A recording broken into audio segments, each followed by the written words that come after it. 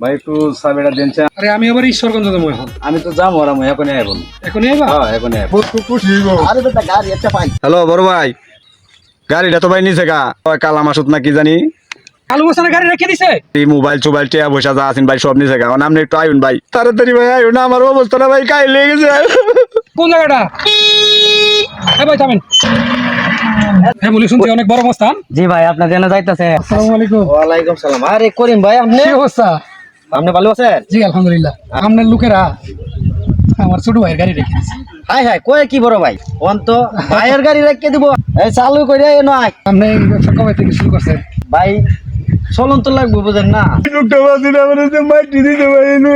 লোক চিনে লইবে না, কাজ কালি করলে হইব বড় ভাই। এটা তো বস করে বড় ভাই রেতে চিনতে হইব। এখন বস এটা করে বইছি, এটা সমাধান দেবেন আপনি। ভাই তুই চিনবে না, লোকেরা জিগাইবে না। আরে গাড়ি আমি দিয়া দিতেছি ডিজাইন ঠিক আছে, এই ধরনের ঘটনা যেন আমি না শুনি। ঠিক আছে ভাই। ওকে আমি গাড়ি